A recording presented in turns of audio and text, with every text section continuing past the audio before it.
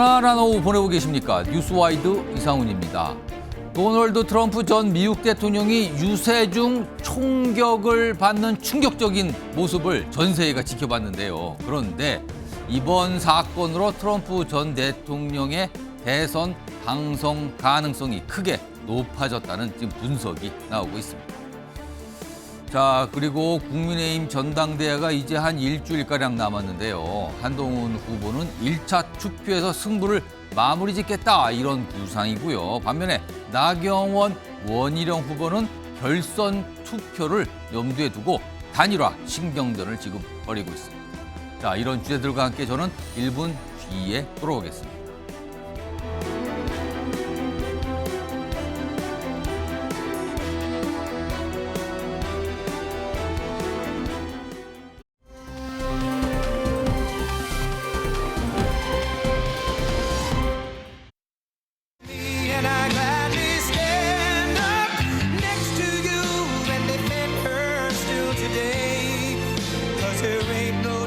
See something that said, look what happened. Look what happened.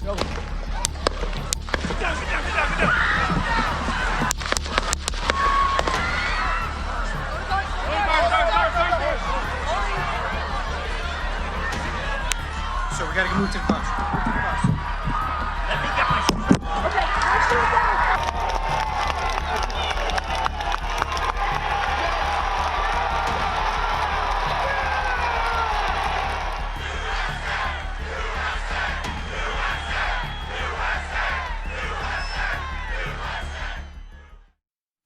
자, 전 세계가 생각지도 못한 굉장히 충격적인 장면이었습니다.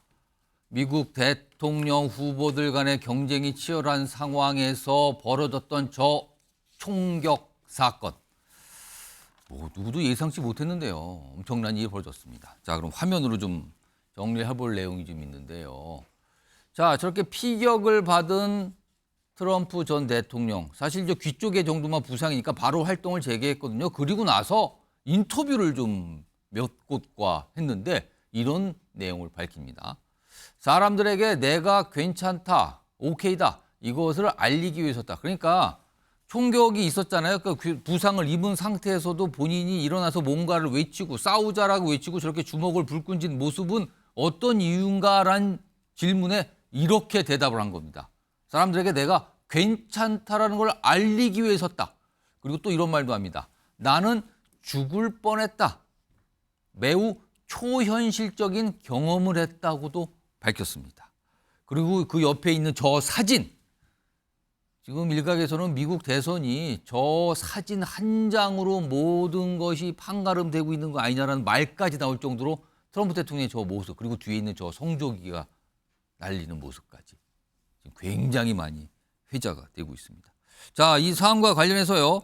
지금 목소리가 하나 있는데요. 공화당 지지자라고 밝히신 분의 목소리네요. 들어보겠습니다.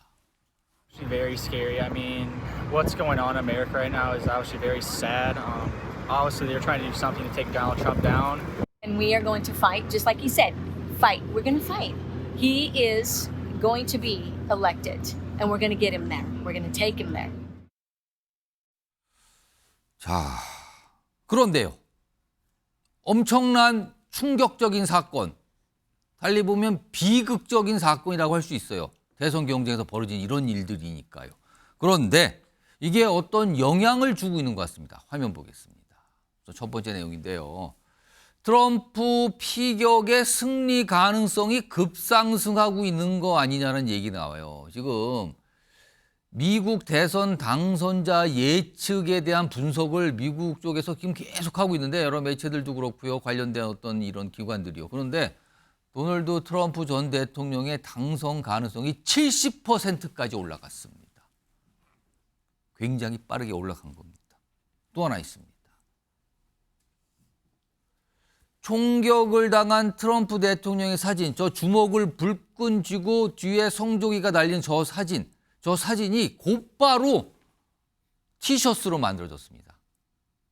온라인, 오프라인에서 불티가 나게 팔리고 있답니다. $35짜리입니다.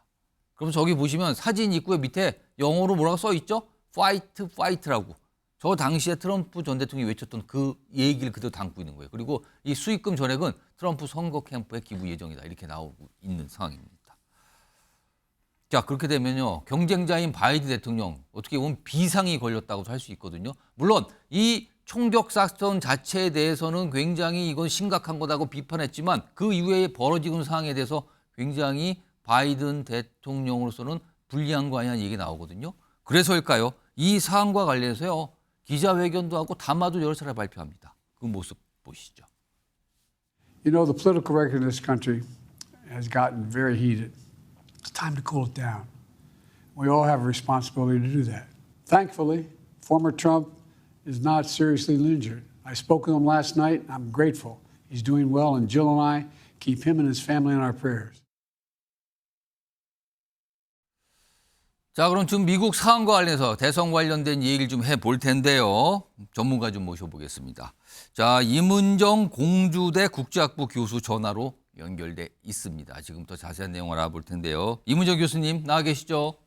네, 안녕하십니까.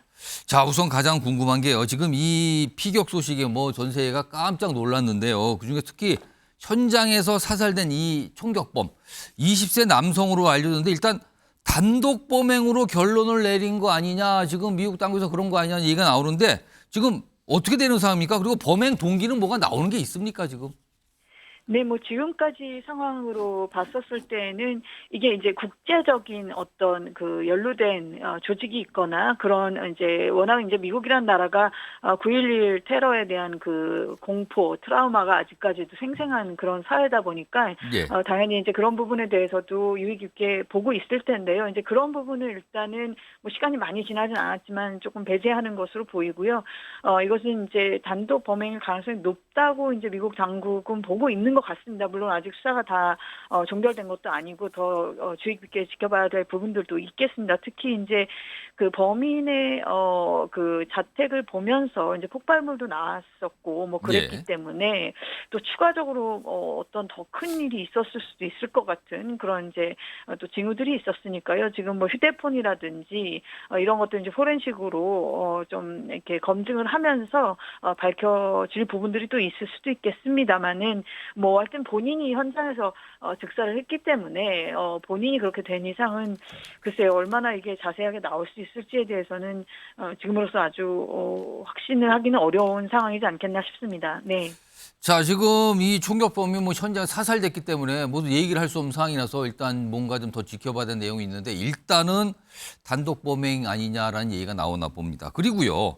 지금 네. 트럼프 전 대통령이 피격을 당했을 당시에 이제 부상을 살짝 귀 쪽에 입은 건데 그리고 몸을 밑으로 내려서 숨겼다가 일어나면서 얼굴에 피가 흐른 상태에서 주먹을 불끈 쥐고 뭔가 파이트라고 외치는 모습. 이거 지금 사진으로 남아 있는데 자, 네. 물론 이 모습에 대해서 지지자들은 열광을 하는 것 같아요. 그런데 미국의 중도층 유권자들에게는 이번 사안이 어떤 영향을 줄 것 같습니까?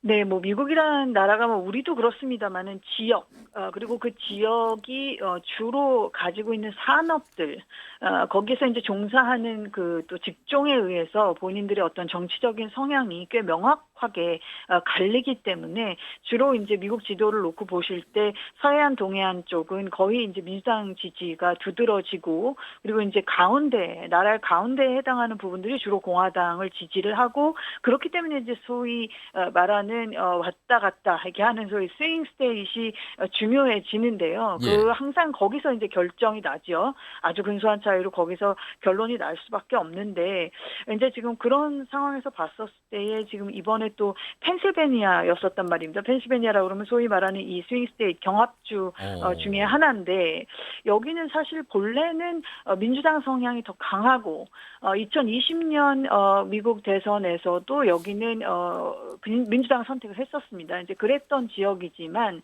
최근에 보면은 최근 동향을 봤었을 때는 별로 바이든 대통령한테 우호적이지 않은 상태에서 자꾸 뭔가 이렇게 차이가 벌어지는 듯한 그런 좀 양상을 보이고 있었어요. 근데 펜실베니아를 이기지 않고서는 이 대선을 낙관할 수가 없는 것이 펜실베니아가 19표가 있습니다. 이렇다 보니까 이제 좀 큰 증거죠. 말 그대로 인구가 많고 한 지역이라서. 그래서 이런 지역에서 또 하필이면 또 이 지역에서 이런 일이 벌어졌기 때문에 더 이제 관심을 가질 수밖에 없게 된 지금 그런 상황이죠. 근데 아무래도 이제 중도층이라고 하는 것은 그런 정치적인 본인의 성향들도 없지 않겠지만 또 한편으로는 이런 대세라고 할까요? 어떤 흘러가는 것을 좀 지켜보면서 마지막까지 결정을 좀 신중하게 하려는 그런 사람들일 테니까요.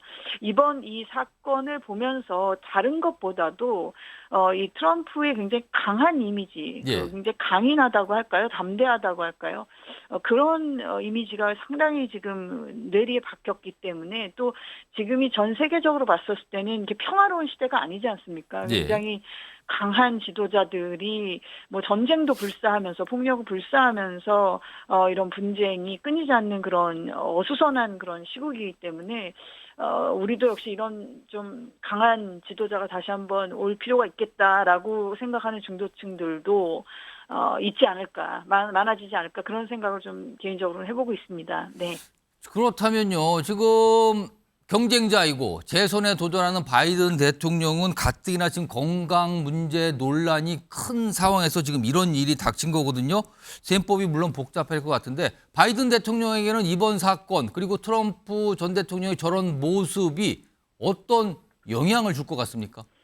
글쎄 이제 뭐 두 분 다 연세가 있기 때문에 이제 뭐 그런 소위 말하는 이제 고령 문제라고 하는 것이 반드시 또 바이든 대통령한테만 이렇게 국한되는 게 아니다. 이제 이런 반론들이 계속 있는 와중에 예. 대선 토론이 조금 실망스러웠었고요. 바이든 지지자들이나 또 바이든이 내심되었으면 하는 그런 분들 입장에서 봤었을 때는 상당히 좀 무기력하고 뭐 중간중간 심지어 하품하기도 하고 이래서 굉장히 좀 피곤한 그런 모습을 보였던 것이 인상에 남아있는 또 와중에 지금 예. 불과 몇 주 사이에 이런 일이 벌어졌단 말이죠. 그래서 굉장히 했던 의도치 않았던 간에 너무 이제 이 비교가 되는 대비가 되는 지금 이런 상황이 만들어졌습니다만 그렇다고 해서 이제 와서 또 바이든 대통령이 물러나고 뭐 다른 후보를 세우기에는 시간적으로나 뭐 또 재원의 조달 측면 등등 그렇게 쉬운 일은 아니지 않겠나 생각해 봅니다. 네. 그러면요. 지금 방금 말씀하셨는데 그동안 있었던 바이든 대통령의 후보 사퇴론 이거는 여전히 살아있는 겁니까? 아니면 이미 지나간 내용이 되는 겁니까?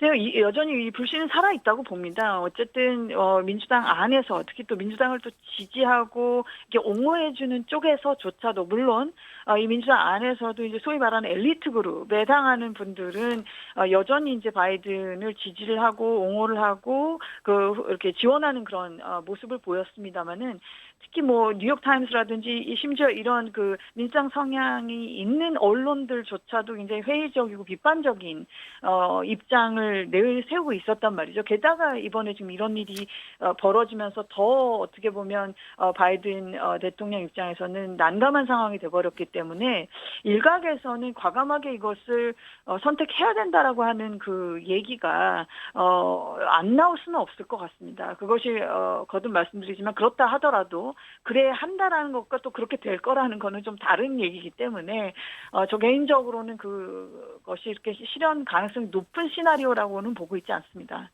자, 이문정 교수님 지금 잠시 네. 준비된 영상이 있는데요. 그 영상을 좀 확인해 보고 인터뷰 좀 네. 이어가도록 하겠습니다. 다음 준비된 영상은요. 트럼프 전 대통령 그동안 총기 소유에 대해서 적극적으로 옹호한 대표적인 정신이었거든요. 그런데 이번에 그 총기에 의한 피격을 당한 거잖아요. 관련 목소리부터 좀 들어보겠습니다.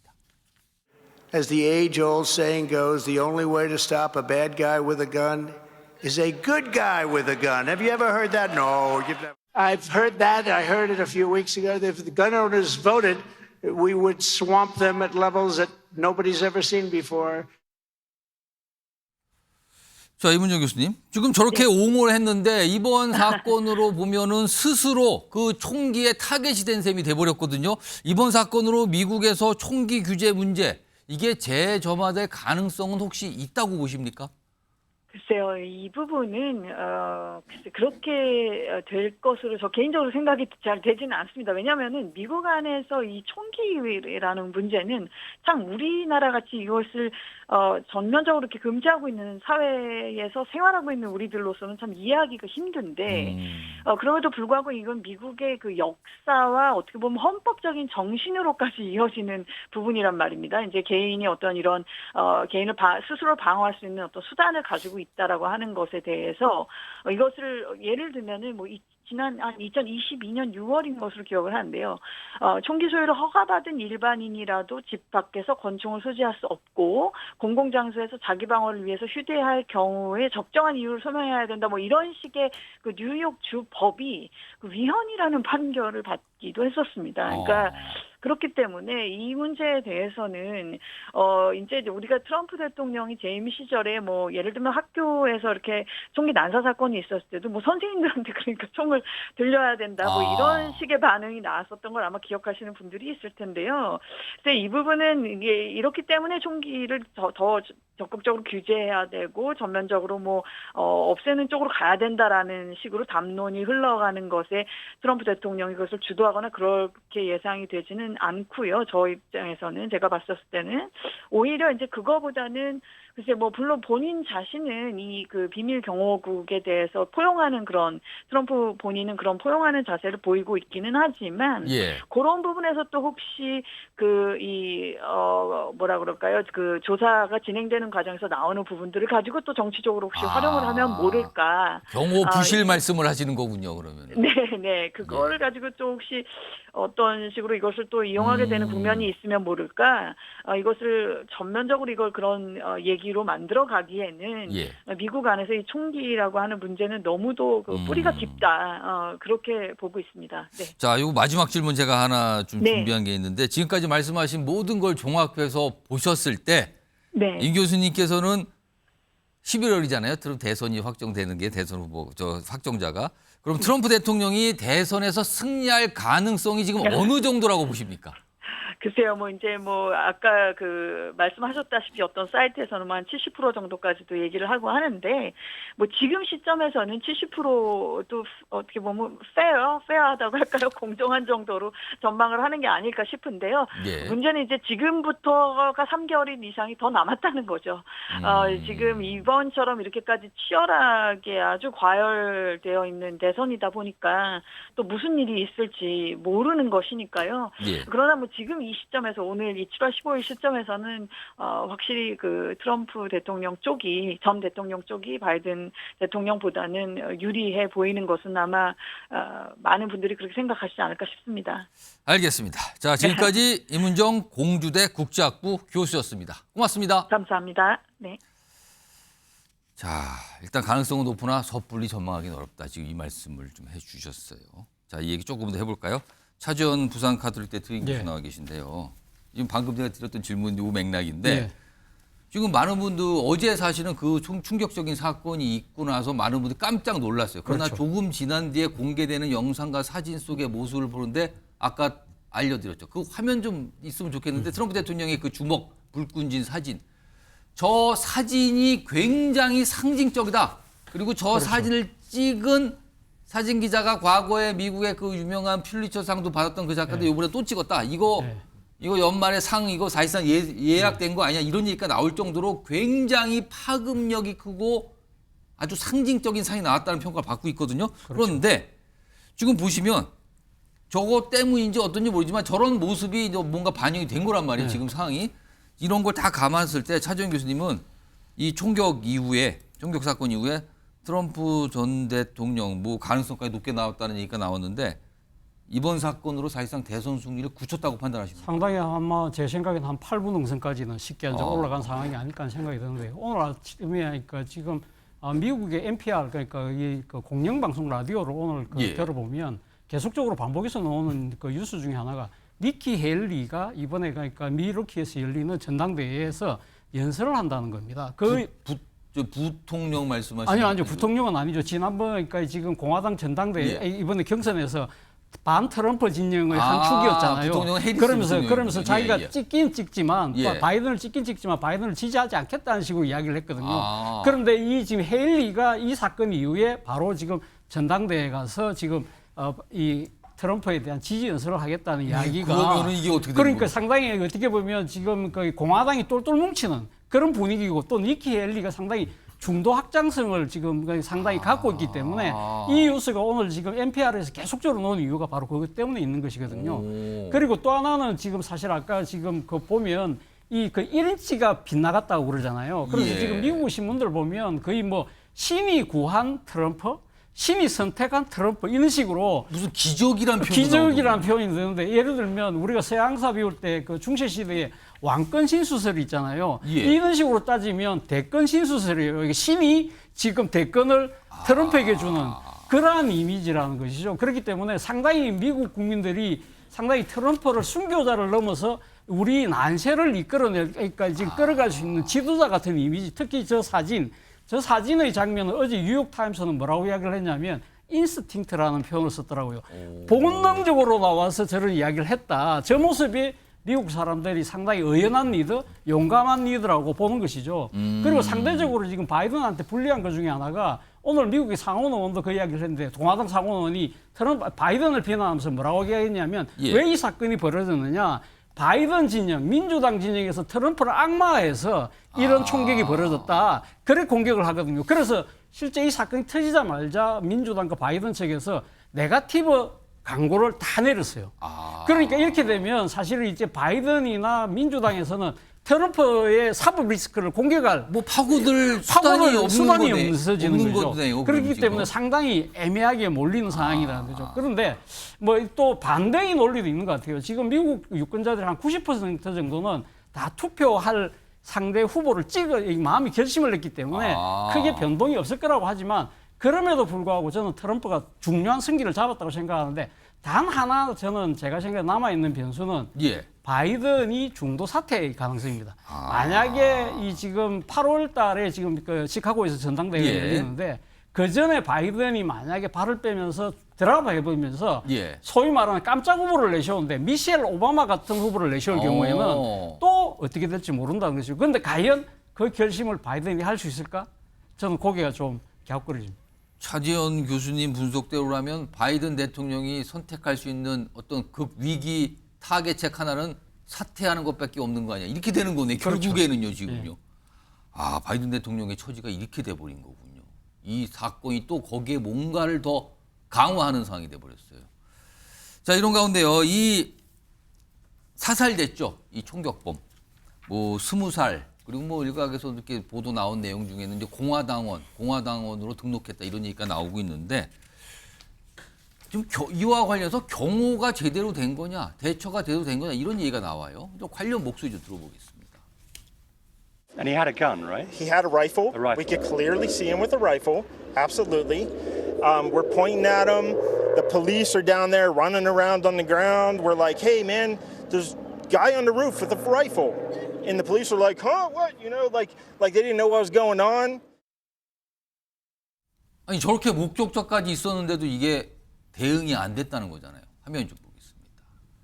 그러니까 부실 경호 실패 논란이 불고 있어요. 아니 건물 지붕에 소증 사람이 있었다. 그걸 봤다. 그리고 일각에서는 지금 경찰한테 얘기를 했는데 경찰이 신속하게 대처 못했다는 얘기까지 나오나 봐요. 지금 미국에서는. 김철원 경일대 트윈 교수 나와 계신데요. 일단 경호 실패는 분명히 보입니다. 총격 사건이 있었으니까요. 그리고 거리가 뭐 120m 정도 떨어진 곳에 건물 지붕.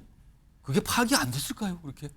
일단은 뭐 해명하는 걸로 봐서는 이제 이 경호 범위 밖에 있었다. 이렇게 설명하고 있지만 사실 저 총으로 쏜 게 AR-15라고 해가지고 이제 우리 한국의 우리 군인들이 갖고 있는 우리 16 그걸 이제 개량한 건데 사실 그 정도는 충분히 사정권이 있었다는 얘기거든요. M16이면은 뭐 한 300m도 넘게 나오고 막 그런 총 아닙니까? 유효 사거리가 보면 한 150m 정도 되니 저격 범위 안에 있었다는 것이고 그리고 당시에도 목격자들이 이 저격범이 총을 들고 어떤 지붕 위로 기어올라가는 걸 다 봤다는 거고. 그렇습니다. 방금 전에 나왔지만 봤다는 거예요, 지금요. 그래서 저는 좀 보면은 저 트럼프의 어떤 경호를 담당하고 있는 저 비밀 경호국이라는 데가 정말 어마어마하고 정말 무시무시한 기간이거든요. 근데? 사실 최고의 경호 역량을 가지고 있을 수밖에 없다고 예. 보는 게, 왜냐하면 저 미국에서 보면 전 세계 모든 분쟁에 개입하고 있다 보니 사실 대부분의 테러리스트들이 타겟이 되는 게 대통령이거든요. 그렇기 때문에 세계 최고의 경호 역량을 갖고 있어야 되는데, 전직 대통령인 트럼프와 아니면 현직 대통령인 바이든과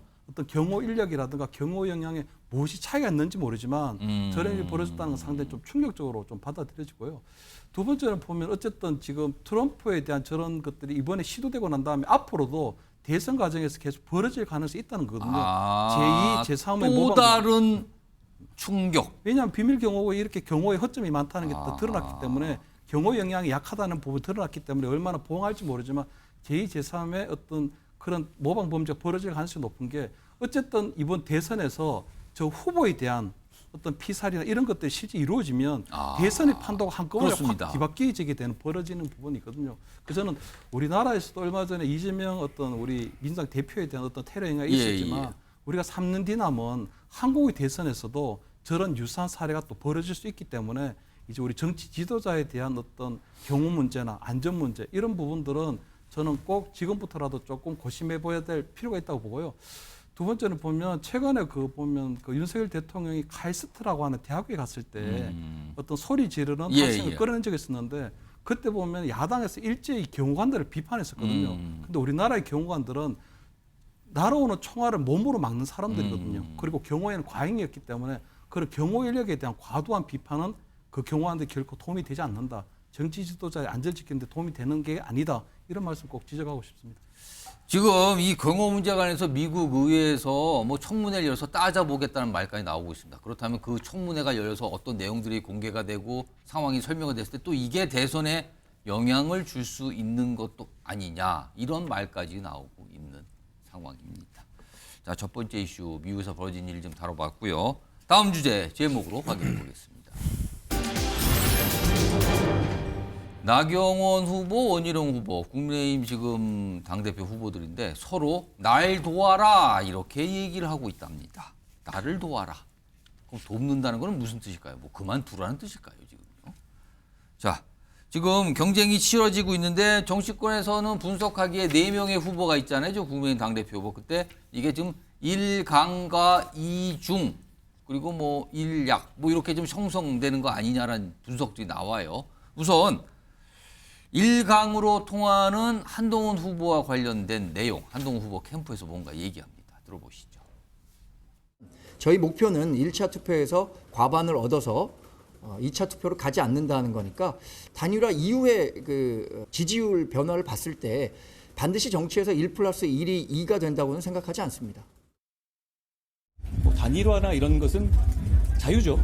자유인데 어떤 정치 공학이나 정치적인 기술이 민심과 당심의 그 흐름을 꺾을 수는 없다고 생각합니다. 깜짝 놀랄 만한 투표율을 호소드립니다. 제 답은 그겁니다. 어떻게 보면 뭔가 자신감 또는 호소 좀 강하게 하고 싶습니다. 이런 걸 설명하고 있는 건데, 자, 그렇다면 이 중으로 꼽히는 나경원, 원희룡 후보 최근에 뭔가 좀 얘기를 해요. 그 내용도 좀 들어보죠. 저는 일관되게 말씀드린 것이, 제가 어떤 후보하고 단일화는 하지 않겠지만 실질적으로 생각이 비슷하다면 이제 거친 싸움을 하는 것보다는 사퇴하시는 게 낫지 않을까. 그래서 자연스럽게 저를 도와주시는 게 어떨까, 이런 생각을 해봅니다. 당원들이 평가를 한다면 저는 그 과정에서 인위적인 단일화는 아니겠지만 여러 가지 지금의 여론 추세나 이런 거에 비추어서 저를 지지해 주시지 않을까, 이렇게 생각을 합니다. 저희는 얘기한 적이 없어요. 얘기한 적 없습니까? 언론에서 자꾸 물어보니까 열려있다. 딱 4글자 그게 전부예요. 자꾸 당사자들이 서로에 대해서 얘기하는 게 잘 무의미하고요. 그렇게 말씀하시니까 저희들이 대답을 안 하면 또 오해를 하시니까 불가피하게 딱 4글자로 얘기를 할 수밖에 없는 거예요. 네. 저를 돕게 될 겁니다. 민주당 아니든 한동훈 아니든 찬성하는 것은 저희는 절대 반대하기 때문에 이것에 동의하는 후보들은 언제든지 힘을 합쳐야 된다.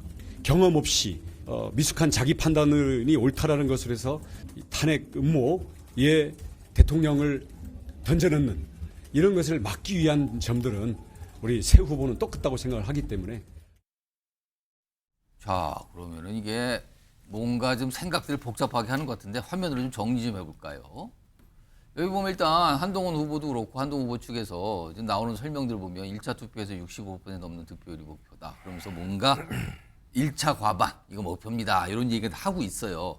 근데 이제 나경원 후보나 원희룡 후보는 서로를 겨냥해서 그쪽이 나를 돕게 될 것 같은데요. 그 뜻은 중간에 그쪽이 사퇴할 것 같은데요. 또는 뭐 자연스럽게 결선에는 내가 갈 것 같은데요. 뭐 이런 뜻으로 들리기도 합니다. 지금요. 정혁진 변호사. 네네. 그런데 특히 나경원 후보요. 전당대 요거 이제 당대표 출마 초기에는 이 단일화 질문을 받아 하게 되면은 약간 뭐 그런 거는 뭐 생각해볼 가치도 없다. 또는 뭐 그런 걸 왜 자꾸 이런 얘기를 하느냐. 약간 납득하기 어렵다. 이런 취지의 반응이었는데 요즘에는 적극적으로 그쪽이 뭐 사퇴할 수도 있고요. 뭐 돕게 될 것 같습니다. 이렇게 적극적으로 얘기합니다. 이거는 왜 그런 걸까요, 지금? 글쎄요, 단일화가 그때는 틀리고 지금은 맞다 뭐 이렇게 생각이 바뀔 수 있는 거죠. 뭐 사람 생각이야 늘 바뀔 수 있는 거 아니겠습니까? 제가 봤을 때 1강, 2중, 1약 이렇게 이야기하는데 이 중이 의미가 있으려면요. 그 중 2명이 합쳐져 가지고 과반수가 되거나 적어도 1강인 한동훈 후보의 과반수를 저지할 수 있어야 되는 거 아니겠습니까? 합의. 두 후보의 합의. 만약에 그게 안 되면요. 1강, 2중, 1약이 아니고 1강에 2약, 그다음에 1최약 이렇게 되는 거 아니겠습니까? 저는 그런 생각이 들고요. 그 원희룡 후보의 그 전략과 전술을 제가 눈여겨봤는데 굉장히 미스가 많았다는 생각이 들어요. 원희룡 후보는 계속 뭐라고 이야기했느냐. 당대표 출마 선언해서부터 지금까지 왜 원희룡이 되어야 하는지 이야기를 안 해요. 뭐라고 이야기를 하느냐. 내가 되어야지 한동훈이 저지가 된다. 그러니까 자기 이야기를 해야 되는데 한동훈 저지 이야기만 했단 말이에요. 그런데 그게 지금 안 맥히고 있지 않습니까? 원희룡이라고 하는 후보의 존재 가치는 한동훈을 저지하는 것이어야 되는데 그게 어려워진다라고 이야기가 되니까 그러면은 한동훈 말고 원희룡 말고 한동훈을 저지해 줄 사람이 누구냐? 그럼 나경원밖에 없는 거 아니냐? 그럼 나경원으로 단일화 돼야 되는 거 아니냐? 이런 이야기가 나올 수밖에 없는 구조를 그런 스트럭처를 원희룡 후보 자체가 지금 만들고 있는 것이었다. 저는 그런 생각이 들고요. 그러니까 이제 한 일주일 남지 않았습니까? 남은 일주일 동안에라도 잘 그 전략과 전술을 세워서 그런 일이 없도록 그 본인이 원하는 방향대로 그 결과가 나올 수 있게 노력해야 되지 않나 하는 생각이 듭니다. 자, 김지호 민주당 부대변인. 지금 뭐 아직은 모릅니다. 서로 열려 있다. 그리고 뭐 그쪽이 나를 도울 것 같은데 뭐 이렇게 약간 얘기들을 하면서 분위기를 많이 풍기는 듯한 느낌인데 김지호 부대변인께서 좀 제3자 시각으로 밖에서 보시기에 나경원 후보와 원희룡 후보가 연대, 뭐 그 연대 강도는 여러 가지 모습이 있겠지만 연대를 했을 경우 그 파급력 또는 그 파괴력은 어느 정도가 될 거라고 보십니까?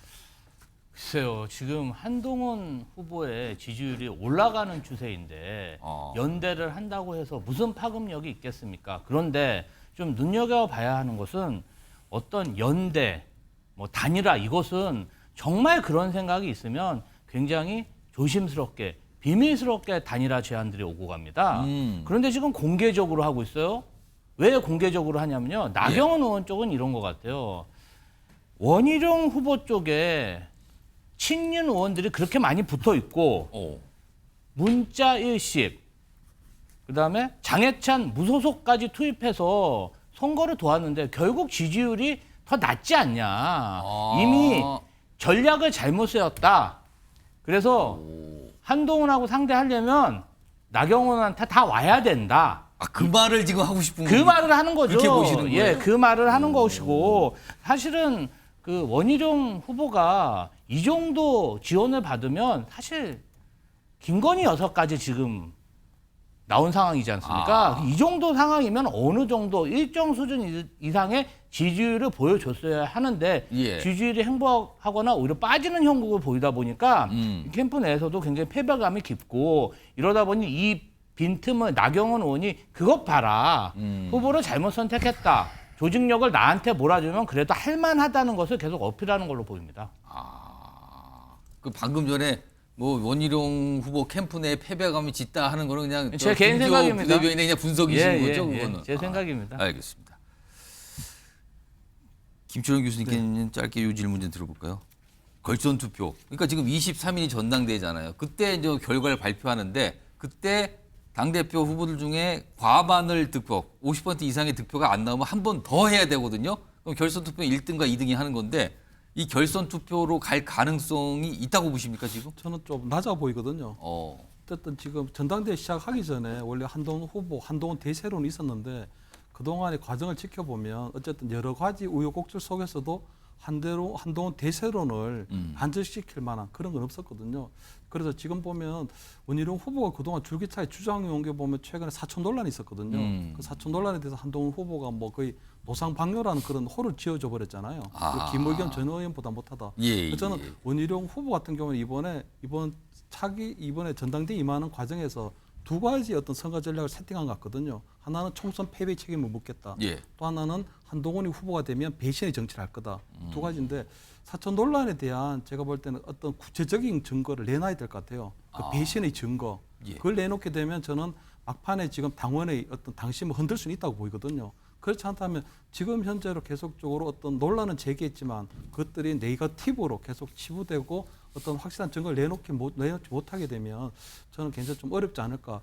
특히 어떤 연대설을 얘기하는데 결국 연대가 실패해버리면 나경원 후보 연대가 실패해버리면 거꾸로 당원들의 실망감을 주게 되는 상황이 벌어질 수 있거든요. 그래서 저는 조금 새롭게 지금 뭔가를 좀 내놓아야 될 타이밍이다. 그게 아니면 대세론을 뒤집기에는 조금 역부족이 아닐까 그래 보입니다. 이런 상황에서요. 정치권 일각에서 한동훈 후보가 당대표가 된다라는 전제를 깐 뒤에 그 이후에 무슨 일이 있을 수 있다. 뭐 이런 소문 같은 얘기가 최근에 돌았나 봅니다. 이와 관련해서요. 두 명의 인물이 좀 얘기를 하고 있는데요. 특히 이 어떤 한 분의 얘기에는 역사책에 등장을 한 인물의 이름이 붙은 무슨 프로젝트 얘기를 해요. 내용 좀 들어보겠습니다. 어떤 한 그룹에서는 한동훈 당대표 되는 건 막을 수가 없는데 우리가 김옥균 프로젝트를 가동을 해야 되겠다. 김옥균? 네. 처음 들어보셨죠? 네.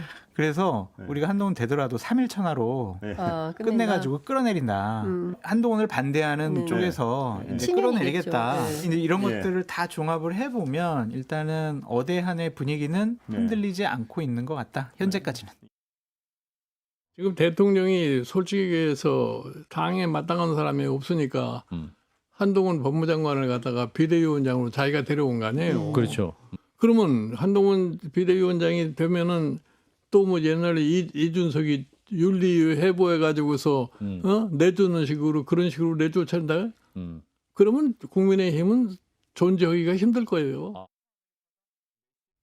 자, 지금 이른바 김옥균 프로젝트. 이게 역사책, 이게 19세기 말, 뭐 갑신정변, 뭐 여기 등장하는 인물인데 여기에 이름이 붙었어요, 지금요. 자, 화면 좀 보겠습니다.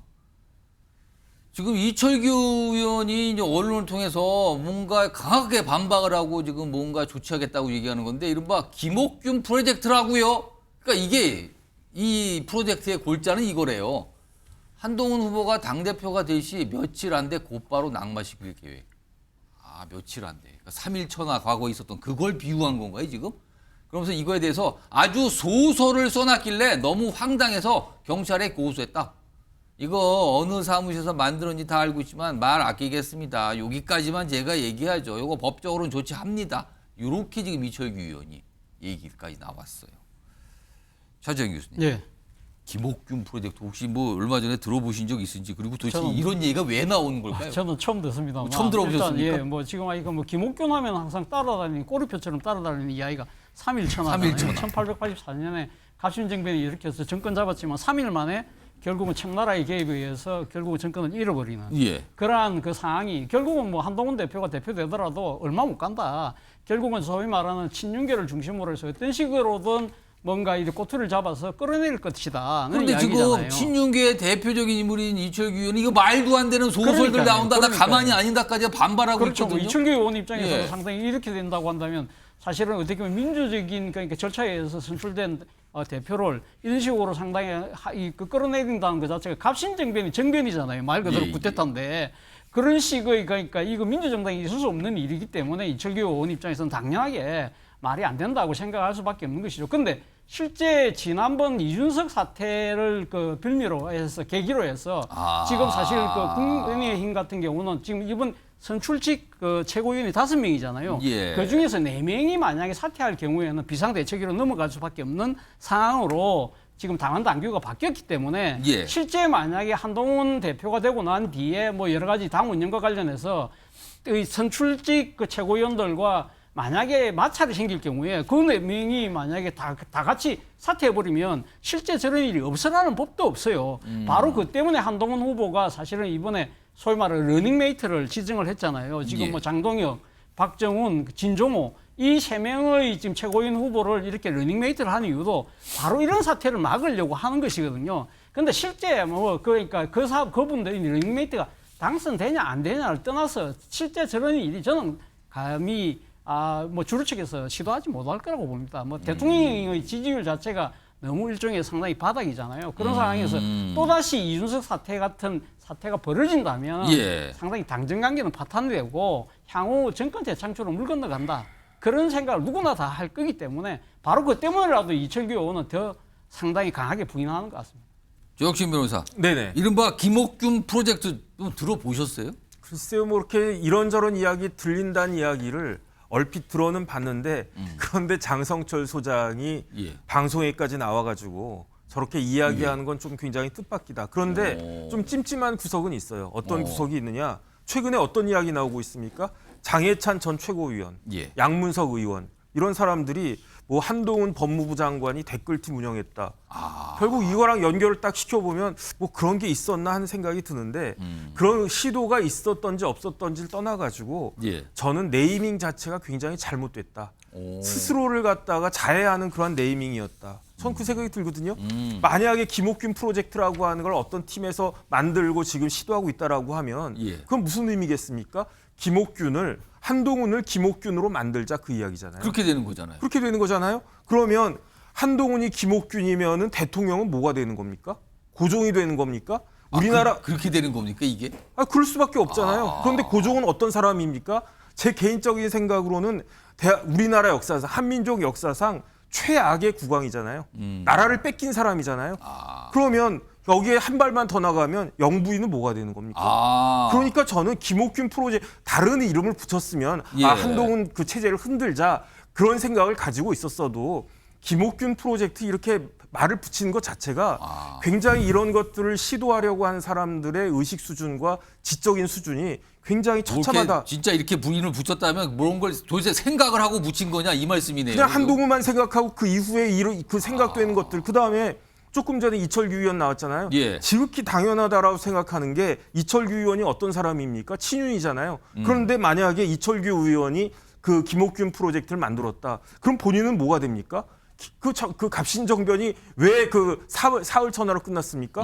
청나라 군대 끌어들였잖아요. 예. 청나라 군대 끌어들여가지고 용산에다가 그 뭐 한 게 예. 그게 지금까지 뭐 그 있었던 그 미군 기지 이렇게 된 거 아니겠습니까? 그러면 이철규 같은 사람은 청나라 군대를 끌어들인 수국 꼴통이 되어버리는 거니까 도대체 누가 이런 소설을 썼는지 모르겠지만 예. 그러니까 이철규 의원 입장에서는 그 소설을 갖다가 황당해서 뭐 그 경찰에 고소할 수밖에 없었다 그런 이야기인 거고요. 이런 식으로 이렇게 좀 뭐라 그럴까 치졸한 모습들은 누군지는 모르겠지만 예. 이런 것들은 지양되어야 되는 거 아닌가 저는 그런 생각이 들고요. 보수 적통을 주장하는 국민의힘의 사람들이라고 하면 이런 식의 그 꼼수는 피우면 안 된다. 저는 그렇게 생각됩니다. 그러니까 당대표 후보들 간의 경쟁이 치열하다 못해 거칠어지는 상황에서 뭐 이런 얘기까지 나오고 이거에 대해서 지금 반박하고 반발하고 얘기가 되고 이런 상황으로 가는 겁니다. 자, 이런 가운데요. 지금 패널분들에서 이제 중간중간 논평하시면서 특히 이제 원희룡 후보 얘기를 섞어서 많이들 해 주셨거든요. 그런데 최근에 이게 좀 계속 얘기가 있어요. 원희룡 후보가 지금 2차례의 방송 토론회를 했는데 첫 번째 토론회와 두 번째 토론회의 모습은 사뭇 달랐다는 평가 계속 받고 있거든요. 자, 그럼요. 그 두 토론회의 모습이 어떻게 다르게 보였는지 좀 비교를 하는 영상을 좀 준비해봤습니다. 보시죠. 어제 선관위에 저희가 간곡한 권고도 받았습니다. 비전과 능력의 경쟁으로 전환을 좀 해달라. 선관위에 약속을 했기 때문에 협조하겠다는 입장입니다. 선관위 얘기 듣고 그동안에 그 인신공격 안 하신 건 아니었던 것 같고요. 우리 당의 앞날에 대한 절박함으로 한동훈 후보에게 묻습니다. 여론 조성팀 의혹, 사천 의혹, 김경률 금감위원장 추천 의혹, 3대 의혹이 사실이라면 어떻게 책임지시겠습니까? 뭐 증거 조작하실 겁니까? 다 부인할 거 아닙니까? 그래서 저는 자 그만두시고 객관적인 당무 감찰을 통해서 밝히자. 좋습니다. 본인이 사실이 아니면 본인은 어떻게 책임지실 거예요? 저는 사퇴, 정계 은퇴 얘기했죠. 본인도 후보 사퇴 그리고 정계 은퇴 괜찮으세요? 약속하시죠. 예스 와 노. 좋았잖아요. 예스 와 노. 저도 같이 예스 와 노. 책임지겠습니다. 예스 와 노 하면 예스 하신 거예요? 예. 분위기가 확실히 다르죠. 1차와 2차 토론에서. 그리고 이와 관련해서 오늘 원희룡 후보가 왜 태세가, 그러니까 어떤 모습이 달라졌는가에 대한 설명을 또 합니다. 들어보시죠. 아니, 토론 스타일도 이게 막 저도 사실 정치 경력 25년에 처음 겪어보는 스타일이에요. 말을 하는데 계속 끼어들고 옆에서 쫑알쫑알하고 막 그래서 첫 토론 보셨는지 모르겠는데 저는 10년 대학 선배고 25년 정치 선배 아닙니까? 예. 좀 져주는 모습으로 좀 하자라고 들어갔는데 그랬더니 난리예요. 아니, 토론은 가서 싸우라고 있는 건데. 지지자들이? 예. 예. 자, 그러면은 태세가 모습이 달라진 이유에 대해 설명 좀 내놨잖아요. 정리 좀 해볼까요? 화면에 있습니다. 여기 보시면 이거예요. 계속 옆에서 뭐 끼어들고 그렇다. 요 내용도 있고요. 다음 것도 하나 더 보죠. 그러면서 이렇게 설명합니다.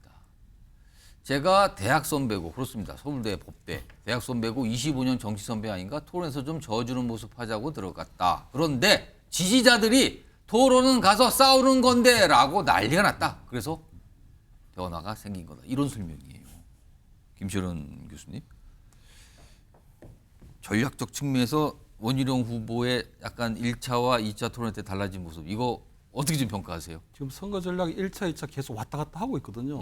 저도 그 원희룡 그 후보 같은 경우는 2000년 시제 16대 총선 때 나경원 그 후보와 그때 이제 오세훈 시장이 다 이제 한꺼번에 발탁돼서 정기 입문하는데 저도 그때부터 지켜봐온 걸로 치면 진짜 원희룡 후보의 저런 모습도 진짜 처음 보는 그 모습 스타일이거든요. 근데 보면 지금 보면 어떤 원희룡 후보 같은 경우는 상당히 좀 준비 안 된 상태로 이번 전당대회에 나온 것 같아요. 그러니까 어떻게 보면 이번 전당대회에서 내가 당대표가 되기 위해서는 어떤 전략으로 나가야 되겠다. 어떤 포지티브 전략이라든가 아니면 보수의 혁신, 또는 보수의 재건, 그다음에 2027년도에 정권 재창출 어떻게 하겠다. 그런 과정에서 내가 당대표로서 어떤 역할을 하겠다 하는 그런 사진을 제시해야 되는데 전혀 그렇지 않고 있는 상황이거든요. 그러니까 저는 지금 이제 원희룡 후보의 어떤 전략을 보면 본인이 반드시 당대표가 되어야 된다는 생각보다는 한동훈 후보에게 지금 전달하고 싶은 그런 메시지가 있는 것 같아요, 보면. 어떻게 보면 김건희 여사의 문자가 공개돼서 거기서 일심했다는 부분, 그다음 사천 논란 이런 것들은 지난 총선에서 어떻게 보면 대통령실에 또는 윤석열 대통령이 느껴서 어떤 굉장히 불편한 심기를 대리해서 전달하는 그런 느낌이 좀 있거든요. 약간 대리인 같은 모습이 그렇습니다. 지금 거예요? 보면 대통령실이 느끼고 있는 그 불편한 감정을 한동훈 후보에게 지금 전달하는 그런 역할을 좀 하는 것 같고 두 번째 이번 전당대에서 본인이 비록 당대표가 되지는 못할지라도 아마 이번 전당대가 차기 대선의 어떤 전초전 성격을 갖고 있기 때문에 그런 과정에서 어쨌든 반한동훈 어떤 당내에서 반한동훈 또는 비한동훈 세력화를 꼭 꾀하고 있는 게 아닌가 그런 차원에서 그냥 이번 전당대에 임하고 있고 앞으로도 계속 그래 가지 않을까 이렇게는 보입니다. 지금 이 국민의힘 당대표 경쟁이 굉장히 거칠어지면서 특히 이제 한동훈 후보를 향한 어떤 의혹 제기 이런 게 많이 나왔잖아요, 지금요. 그 와중에 김건희 여사의 문자 파동까지 불거졌는데 민주당이 지금 이런 내용들을 주목하고 있습니다. 그러면서 이거 이상하지 않습니까? 라는 얘기들을 계속 꺼내놓고 있습니다. 목소리 들어보겠습니다. 한동훈 후보가 장관 시절부터 댓글팀을 운영했다는 폭로에 이어 김건희 여사 댓글팀이 있었다는 의혹도 터져나오고 있습니다. 집권 여당의 전당대회가 삼류 막장극으로 가고 있습니다. 불법 댓글팀 운영 의혹을 특검법에 포함시켜서라도 민주주의를 파괴하고 국민 여론을 조작 오도하는 반헌법적 범죄를 반드시 밝혀낼 것입니다. 김주호 부대변인. 지금 민주당 입장에서는 생각지도 못한 약간 의혹제가 나오면서 이거 봐라, 이거 뭐 새롭게 한번 들여다봐야겠는데 이렇게 되는 겁니까 지금? 사실은 그 지난 작년 국감에서 그 법무부 국민기자단 그 한동훈 위원장하고 공식적으로 차담도 하고 예. 법무부 직원이 임명하고 운영하는 국민기자단이란 분들이 예. 유튜브에 법무부 국민기자단임을 알리고 법무부 마크를 달고 나서 뭐 이런 게시물을 달았어요. 조선제일검 한동훈 장관에게 쩔쩔매는 민주당 의원들. 이런 영상들을 마구 올리다 보니까 예. 국감 때도 저희가 지적을 하고 예. 국민기자단을 어떻게 이런 방식으로 운영을 하느냐 이렇게 한번 지적이 있었고요. 이번에 양문석 의원실에서 22년 5월부터 24개 계정이 6만 개의 한동훈 후보 관련 법무부 장관 관련 댓글을 달았는데 굉장히 칭송하는 댓글이었고 502개는 오탈자, 기호, 띄어쓰기가 똑같아서 사실상 복불로 뭔가 좀 작업을 한 그런 의혹이 있다. 예. 그러다 보니까 이런 이제 증거물이 그 6만 개를 계속 분석하다 보니까 정말 이건 조직적으로 댓글팀을 운영한 게 아니냐는 의혹이 지금 계속 터져나올 것 같습니다. 지금 민주당에서는 지금 그럼 막 모으고 있는 겁니까 지금? 아니 지금 6만 개 확보 지금 지우고 있는데 예. 그걸 일일이 다 캡처를 했답니다. 그래서 그걸 분석하고 있고 특히 김건희 여사 그 문자에도 예. 댓글팀 의혹이 나왔기 때문에 예. 여권에서 정말 조직적이고 일상적으로 여론 조성을 하는 그런 불법 조직이 있었지 않느냐는 합리적인 의심을 갖고 있고 이번 특검에 포함시켜서 철저하게 청문회든 국정조사든 특검이든 진상을 파악할 것으로 생각합니다. 정옥신 변호사. 네네. 이거 후보들끼리 경쟁하고 의혹 제기하다가 이거 민주당에 빌미만 줬다. 이런 지적 나오던데요 지금. 제가 봤을 때 그건 맞는 지적인 것 같은데 그런데 개인적으로 조금 이상한 면이 있어요. 왜냐하면 예. 한동훈 법무부 장관 아니었습니까? 예. 제 기억에는 한동훈 법무부 장관이 정치를 하겠다라고 생각을 했을까? 저는 그거는 아니라는 생각이 들었거든요. 만약에 지금 작년에 뭐 강서구청장 선거나 이런 걸로 인해 가지고 김기현 체제가 무너지지 않았다라고 하면 예. 붕괴되지 않았다라고 하면 이번 총선 김기현 대표 체제 하에서 치르지 않았겠습니까? 예. 그러면 그때 한동훈 그 당시 법무부 장관이 법무부 장관직을 내려놓고 출마했을까요? 저는 안 했을 것 같거든요. 그러니까 이런 걸 예상하고 그랬겠는가 이 말씀인가요 지금? 그다음에 이제 법무부 장관으로서 굳이 내가 정치할 사람도 아닌데 댓글팀을 운영할 이유가 있나? 저는 그런 생각이 들고요. 그다음에 더 기본적인 건 뭐냐면은 한동훈 법무부 장관 전임자 누굽니까? 추미애 장관, 박범계 장관 이런 예. 분들이었잖아요. 근데 이런 분들이 뭘 했습니까? 장관직 그만둘 때 예. 업적집을 만들었어요. 세금 들여가지고 몇백만 원, 1,000만 원 넘게 들여가지고 업적집 만들었어요. 왜 업적집 만들었습니까? 정치인이니까. 이게 앞으로 이제 내가 이러이러한 장관으로서 이런 그 업적이 있으니까 잘 봐달라고. 그런데 만약에 한동훈이 법무부 장관으로서 정치하겠다는 생각을 했었으면 전임자들도 다 만들었는데 나도 만들자 이러지 않았겠습니까? 예. 안 만들었잖아요. 여러 가지 것들을 봤을 때 저는 한동훈은 정치판에 끌려 들어온 거지 자기가 스스로 들어간 건 아니지 않나. 그렇기 때문에 저런 부분들에 대해서는 명확하게 해명이 되는 게 필요하겠다. 저는 그런 생각이 듭니다. 누구 차재훈 교수님은 어떻게 보세요? 그러니까 경쟁 과정 사실은 최근에 이 상을 보고요. 일각에서 네. 정치권에 많은 하는 얘기가 이 국민의힘의 전신 정당인 한나라당 시절에 2007년 대선 경쟁 사이 때도 후보들끼리 격한 경쟁과 의혹 제기하다가 나중에 다 뒤탈이 났다 이게. 그렇죠. 지금도 이거 비슷한 거 아니냐라고 걱정을 하는 목소리가 국민의힘 내부에서 있더군요. 이런 그렇죠. 게. 뭐 결국은 지금 전당대회에서 예. 지금 상대 후보에 대한 그 여러 가지 네거티브가 사실은 국민의힘 입장에서 보면 누워서 침 뱉게 되는 그런 꼴이 될 수밖에 없는 것이죠. 실제 지금 그 이번 전당대회에서 불거진 김건희 여사 문자 사건 같은 경우도 대표적인 거잖아요. 결국은 지금 그 영부인의 국정 개입 논란으로 이어졌고, 그리고 지금 이제 한동훈 장관, 그러니까 이 지금 후보의 장관 시절의 그 댓글팀 그 논란도 사실은 그 문자에서 발생한 거잖아요. 김건희 여사의 문자라는 부분이었는데 그런 부분들이 결국은 지금 그러니까 또 한동훈 후보를 저격하는 장해찬 이 지금 그 전 후보가 또 이렇게 공격을 하는 그런 상황이기 때문에 사실은 이 부분은 일단 불거진 문제이기 때문에 사실 이 댓글팀 관련된 부분은 어떤 식으로 명명백백하게 뭔가 좀 진상은 저는 가려질 필요가 있다는 생각이 듭니다. 자, 오늘도 사실은 이 국민의힘 이 당대표 후보들 포함해서 그리고 최고위원 후보들 지금 뭐 합동연설에 오늘도 좀 잡혀 있거든요. 뭐 여러 가지 모습들이 있는데 뭐 속보가 들어온 대로 뭐 알려드리도록 하겠습니다. 자, 다음 주제로 좀 넘어가 보죠. 자, 연일 입장 표명, 김 여사 가방 반환 지시. 지금요 김건희 여사의 과거의 이 명품백 논란 이게 계속 뭔가 좀 진행 중인 상황이래요, 이 이슈가요. 근데 변호인이 있거든요. 근데 입장 표명을 좀 요새 하고 있어요. 일단 화면 좀 볼까요? 여기 보면은 최지우 변호사, 법률 대리인, 변호인이죠. 근데 이렇게 입장을 냅니다. 요 명품백 요 사안과 관련해서 검찰과 소환 조율 보도한다는 내용이 있는데 그거 사실 아닙니다. 이게 최근에 나서 지난 8일 소환 조사 불가피 입장도 들은 바 없다. 그러니까 보도가 이런 내용이 나왔는데 그거에 대해서 아니라고 얘기한 거예요. 그러면서 뭐 이 기자단의 입장문을 배포했고요. 그리고 오늘은 또 언론에서 이런 얘기 또 합니다. 현직 영부인 검찰 소환 부적절한 선례가 될 것이다. 그러면서 뭐 서명 인터뷰를 했는데 이런 입장까지 좀 자세히 내고 그랬어요. 어떻게 보면 이례적일 수도 있거든요. 이렇게 보면 이 사안에 대해서. 이건 정혁진 변호사. 네네. 언론 인터뷰까지 나서서 이렇게 입장 설명하는 배경은 뭘까요? 뭔가 적극적으로 좀 설명하겠다 이 뜻입니까? 아니면 다른 의도입니까? 글쎄요. 저는 조금 의외라고 생각했는데 지금같이 예민한 상황에서 변호사까지 나서서 할 이야기가 있나? 그러니까 제가 추측하는 바로는 그렇다라고 하면은 검찰이 김건희 여사를 소환 조사하겠다라고 하는 의도를 밝힌 것인가? 저는 그런 생각이 들고요. 그런 분위기가 있어서 그거에 대해서 적극적으로 좀 대응하는 거다 이렇게 볼 수 있다는 겁니까? 제 상식으로는 그런 것이 없다라고 하면 굳이 평지풍파 일으키듯이 변호사가 저렇게 이야기할 것인가? 사실 전당대회 앞두고 김건희 여사 문자 얘기가 나오면서 이게 파동이 일었는데 그 상황이란 말이에요. 지금요. 그렇죠. 파도를 갖다 더 크게 만들 수 있는 파장을 더 크게 만들 수 있는 것이 아닌가?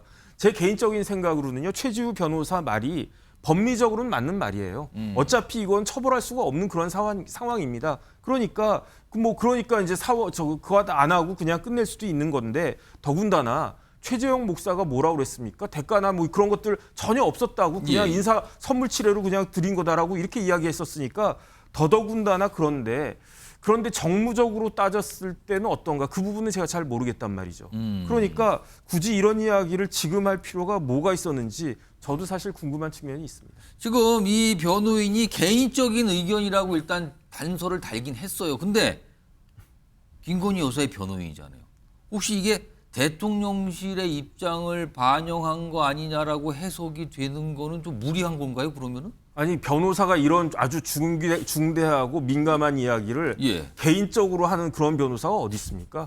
변호사는요 기본적으로 대리인이에요.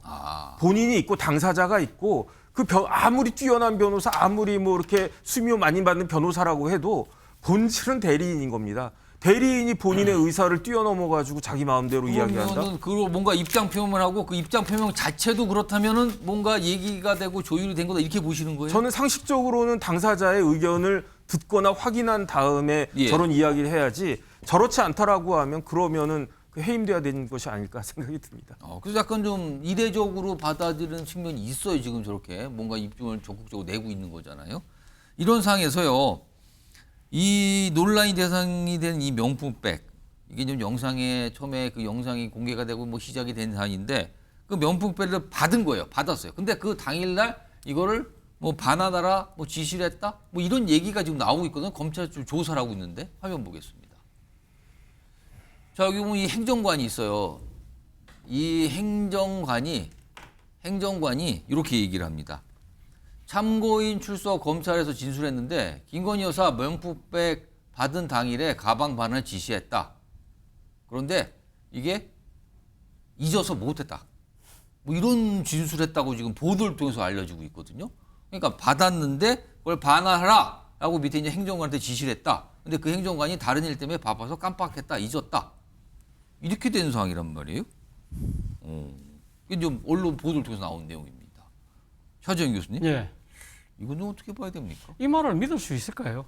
저는 사실은 진짜 이것이 사실이라고 한다면 사실은 이 지난 11월 달에 이 명품백 수수 동영상이 나왔잖아요. 그리고 뭐 국민 여론이 막 들끓을 때 그때 사실 그 이야기를 했어야죠. 사실은 내가 받았는데 그 당일날 부적절하다고 생각해서 바로 돌려줘라고 했다.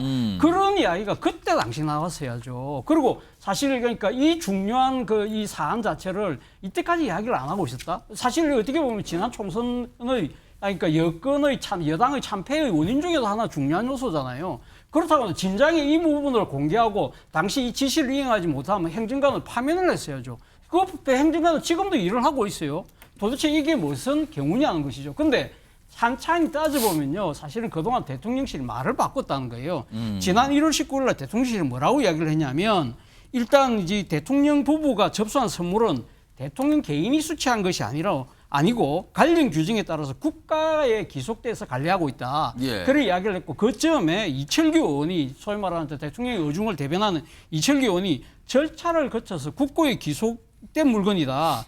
이걸 갖다가 반환하면 국고 행정죄다. 그래서 누구도 반환 못한다. 이 가방은 벌써 대한민국 정부 것이라고 이야기를 했거든요. 그러면 지금 이제 와서 그러니까 돌려준다는 이야기는 그 전에는 반환하면 행령이라 했는데 이게 좀 말이 뒤바뀌는 거잖아요. 근데 아마도 지금 이렇게 말을 그러니까 지금 논리를 바꾸는 이유는 결국 지금 아까 그 법률 대리인 그 변호사가 뭐라고 이야기했냐면 현직 영부인을 소환하는 건 부적절하다. 예. 그 이야기를 강조하기 위해서 당시 그 김건희 여사는 부적절한 행위를 했지만 그걸 바로잡으려는 노력을 했는데 지시를 했는데 그렇기 때문에 사실은 이제 그런 식으로 이제 면피를 하려고 하는 그러한 이야기가 아닐까 하는 생각이 드는데 논리적으로 저는 뭐 국민들이 이게 지금 말이 안 된다 받아들일 가능성이 높다고. 그러니까 지금 김건희 여사의 변호인과 이 행정관이 검찰에서 진술했다는 내용 이런 게 보도를 통해서 지금 나오고 있는 상황에서 전해드렸고요. 아까 잠시 예고해드렸는데 오늘 국민의힘 당대표 후보들 뭐 요새 전국을 돌면서 합동 연설회를 하고 있는데 오늘도 있었거든요. 근데 그 자리에서 뭔가 충돌이 벌어졌다는 그러네요. 그 모습 좀 확인해 보겠습니다. 지금 이 모습이 지금 나오고 있어요. 이게 무슨 상황입니까 지금? 지금 합동 연설회에서 충돌이 벌어졌는데 한동훈 후보가 무대에 오르자 뭐 배신자라고 외치시는 분들이 그 현장에서 있었나 봐요. 그러면서 약간의 몸싸움처럼 좀 벌어졌나 본데요, 뭔가. 약간 좀 어수선하고 그런 분위기네요, 지금 화면상으로 보면. 한동훈 후보는 진정해달라. 그리고 이견 속에 정당 사건 해결된다. 약간 이렇게 달래서 뭔가 좀 수습됐다는데 지금 뭔가 막 사람들 끌어내고 넘어지고 저런 모습까지 나왔다고 하네요. 이게 격화되고 있군요. 그러니까 지지자들 간의 약간 몸싸움이라고 할 수 있습니다. 오늘 합동 연설회가 있었는데 충돌입니다.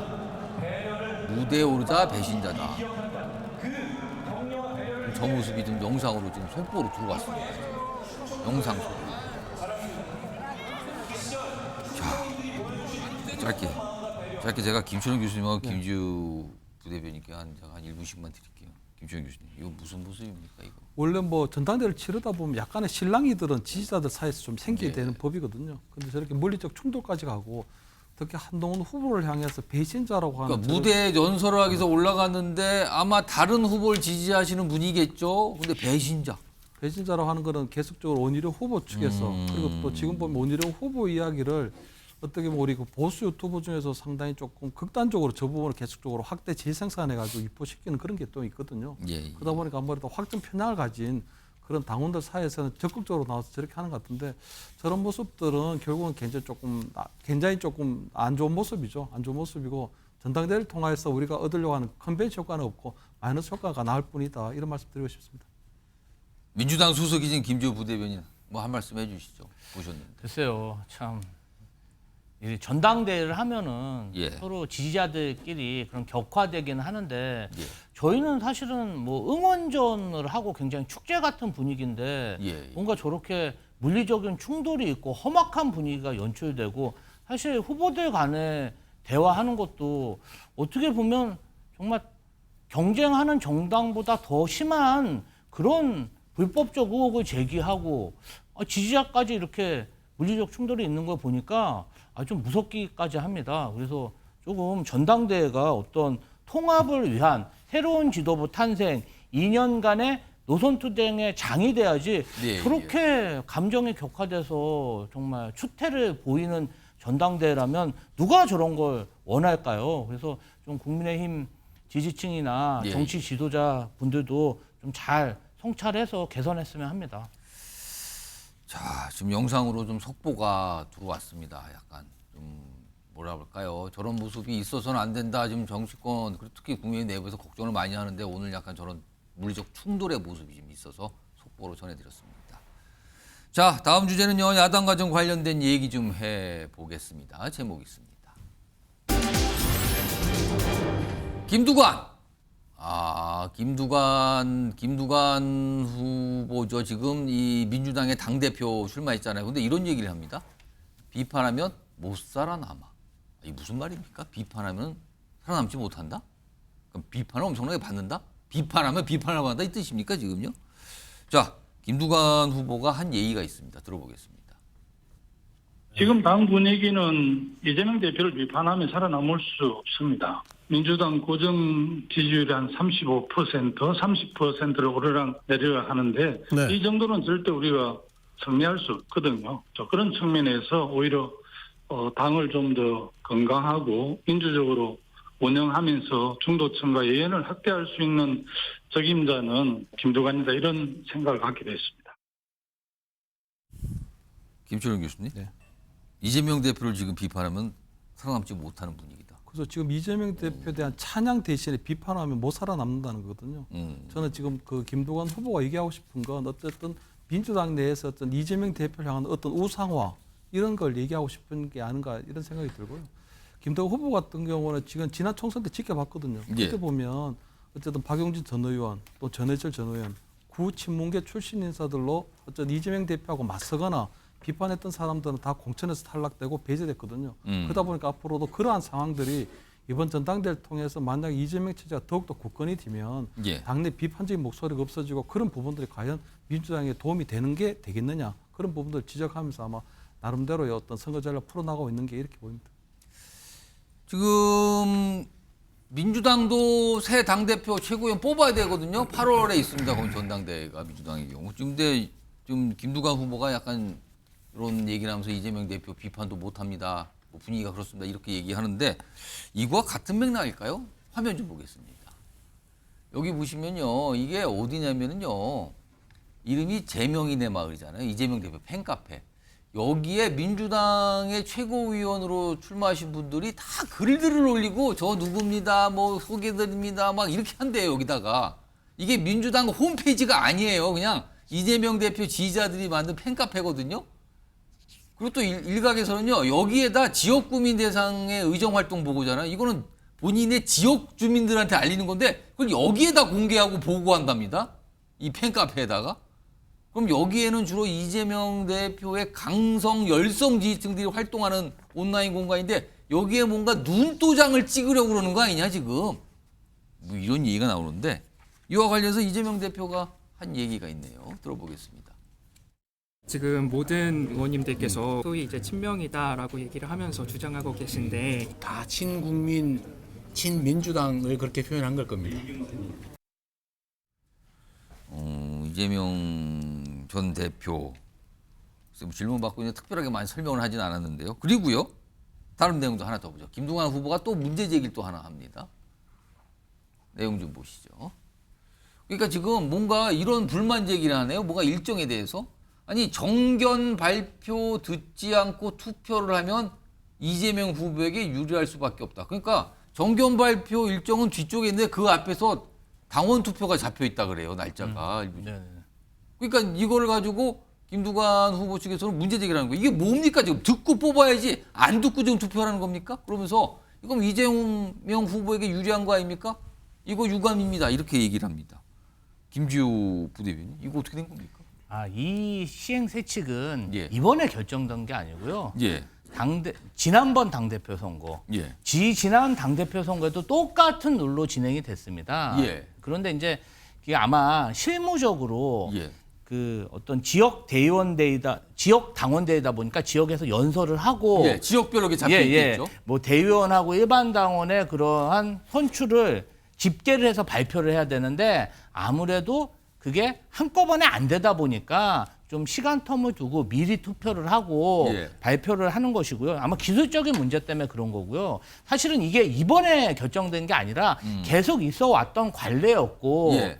그리고 이 정견이라는 것을 사실은 후보별로 찍어서 예. 어떤 문자나 SNS로 당에서 보내주고 있습니다. 그러니까 그때만 연설을 할 수 있는 게 아니라 사전에 한번 들어보라고 보내주는 그러한 절차도 있습니다. 그런데 경선 시작도 하기 전에 김두관 의원이 이런 문제 제기를 하는 것은 내가 패배해도 룰이 불리해서 내가 지는 것이지 내 실력이 안 돼서 지는 것이 아니다라는 것을 좀 어필하려는 일종의 네거티브 전략으로 보입니다. 그럼 그 앞서서 이재명 대표의 팬카페 제명인의 말 거기에 네. 이제 최고위원 출마하신 분이 다 누주장 찍고 거기에 호소하고 네. 일부 어떤 분들 의원분들은 거기다 의정 활동 보고서도 네, 올리고 네. 이거는 뭐 왜 그러는 겁니까? 아니 이제 제가 사실 제명인의 마을에 가장 많은 글을 올린 당사자인데요. 제가 떨어졌습니다.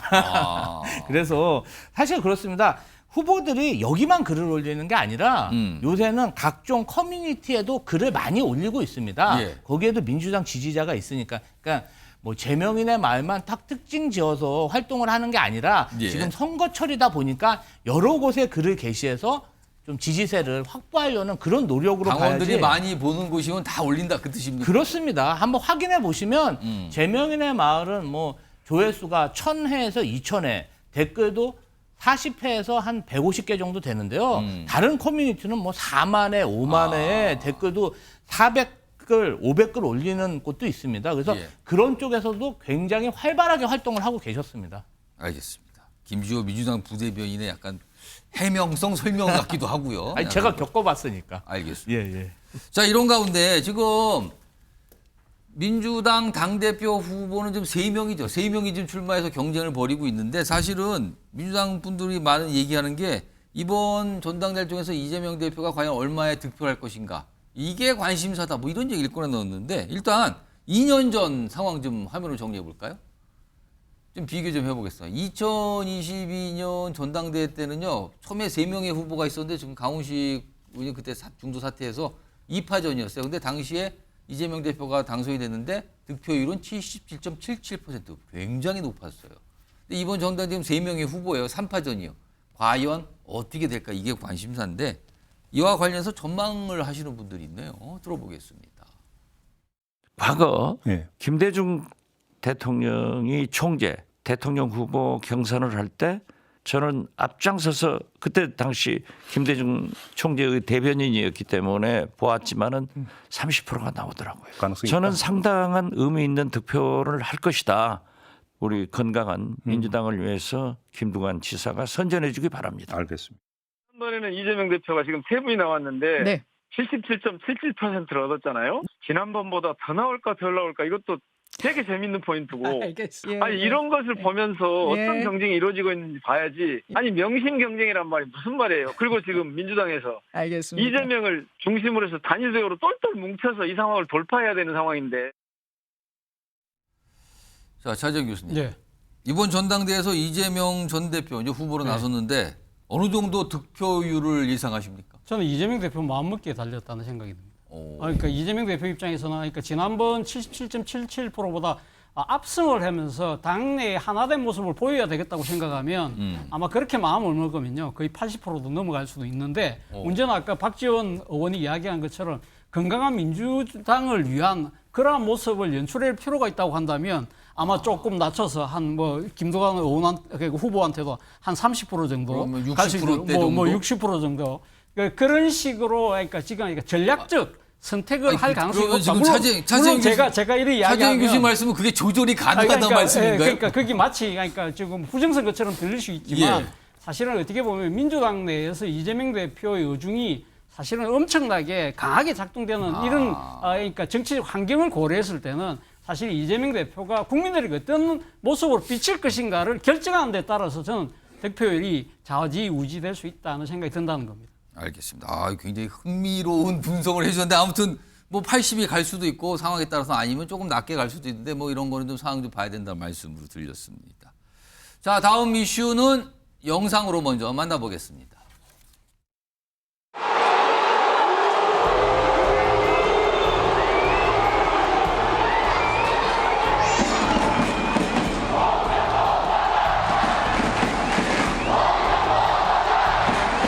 결과적으로는 제 안에 있는 무언가가 나오기 시작을 했습니다. 제 축구 인생에서 마지막이라는 도전이 될 수 있다라는 생각도 했습니다. 다시 한번 도전해보고 싶다라는 강한 승부욕이 생긴 것도 사실이었습니다. 저는 저를 버렸습니다. 이제 저는 없습니다. 대한민국 축구밖에 없습니다. 미국 국가대표 축구팀을 어떻게 하면은 강한 팀, 좋은 팀으로 만들어 가느냐가 제 머릿속에는 가장 중요하게 자리 잡고 있고요. 저는 제 인생의 마지막 도전에 많은 분들이 좀 응원해 주셨으면 감사하겠습니다.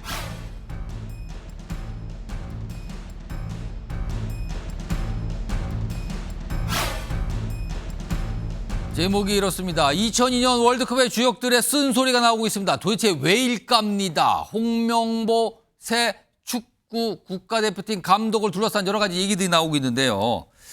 지금 선임된 지 일주일 정도 지났는데 이런저런 말들은 계속 이어지고 있습니다. 이런 가운데 오늘 홍명보 감독이 해외로 출장을 갔죠. 외국인 코치 선임을 위해 떠났는데, 자, 제목 아까 2002년 월드컵 주역들이 뭔가 얘기를 하고 있답니다. 그 목소리도 좀 들어보겠습니다. 확인해 보죠. 절차대로 밟아서 감독을 선임해야겠다라는 약속 자체가 무너졌기 때문에 이미 대한축구협회의 신뢰는 떨어졌고 그 신뢰를 회복하는 데는 아마도 굉장히 오랜 시간이 걸릴 거라고 생각을 하는데 저를 포함해서 우리 축구인들의 한계를 본 것 같습니다. 그러니까 저를 포함해서 우리는 행정을 하면 안 된다. 말 그대로 사라져야 된다. 위원장보다 나이가 많이 차이 나는 애들은 구석 저기 끝 맞잖아. 자리도 말 못해.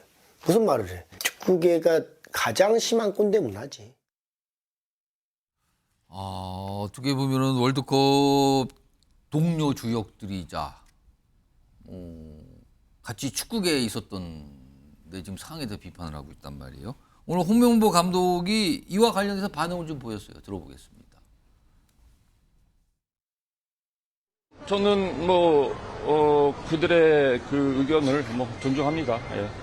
축구 선배 후배를 떠나가지고 본인들이 충분히 한국 축구를 위해서는 누구든지 다 얘기할 수 있는 분위기가 형성이 되는 게 저는 나쁘지는 않다고 생각이 들어요. 저는 지금 이 현장에 있는 사람이고 이 대표팀을 이끌어가는 사람이기 때문에 그런 의견들을 잘 받아서 제가 좋은 것들은 잘 팀에 반영해서 나가도록 하겠습니다. 자, 그럼 좀 전문가 모시고 이 얘기 좀 해보겠는데요. 송영주 축구 해설가 나와 계십니다. 안녕하십니까? 네, 안녕하세요. 일단 축구 팬들이 굉장히 지금 이 상황에 대해서 화가 나 있고, 그러니까 홍명보 감독이 새 대표팀 감독 선임된 그 상황에 대한 화가 났고, 그다음에 월드컵 주역들도 지금 쓴소리를 계속하고 있거든요. 왜 지금 분노하고 쓴소리가 나오는 겁니까? 두 가지 측면으로 봐야 되는데 첫 번째는 대한축구협회의 무능력이죠. 감독을 선임하는 데 있어서 공정과 형평성이 부족하고 시스템이 결여되어 있는 부분, 그 부분에 대해서 축구 팬들이 굉장히 분노하고 있고요. 이런 부분은 크리스만 전 감독이 부임되는 과정, 그리고 아시안컵에서의 말 그대로 참패, 이런 결과가 나왔기 때문에 더욱더 축구 팬들이 크게 느끼는 부분입니다. 다른 하나는 홍명보 감독에 대한 배신감과 그리고 홍명보 감독의 능력에 대한 의구심입니다. 배신감과 의구심이요? 네. 불과 일주일 전만 하더라도 홍명보 감독은 대한축구협회를 비판하면서 대한축구협회의 시스템 자체가 잘못 따라가고 있다. 제대로 되고 있지 않다. 이렇게 이야기를 했는데 바로 대표팀 감독을 선택을 했거든요. 그리고 나서 인터뷰도 여러 가지 문제를 일으켰습니다. 그리고 이제 축구 팬들이 보기에는 2014 브라질 월드컵에서 말 그대로 실력도 실력이었지만 여러 가지 잡음이 있었잖아요. 그렇기 때문에 홍명보 감독이 대표팀 감독으로서 과연 실력을 발휘할 수 있느냐. 그때 그런 모습이었는데 왜 다시 또 대표팀 감독이 된 거냐. 이거에 대한 문제 제기입니까? 네, 그렇습니다. 물론 울산 HD에서 K리그 1 2연패를 했습니다. 그렇기 때문에 K리그 1에서 실력을 발휘했다고 보면 되겠지만 울산 HD는 선수층이 정말로 탄탄한 팀입니다. 그렇기 때문에 홍명보 감독의 이 전술 능력에 대해서 팬들은 여전히 의구심을 던지고 있습니다. 그런 게 좀 몇 가지 겹쳐 있는데 그럼 홍명보 감독은 왜 입장이 달라진 겁니까? 처음에는 말씀하신 것처럼 대표팀에 안 간다의 취지를 얘기를 꺼냈는데 지금 바뀐 거잖아요. 왜 그런 겁니까? 일단 제가 보기에는 미스테리라고 생각을 하고요.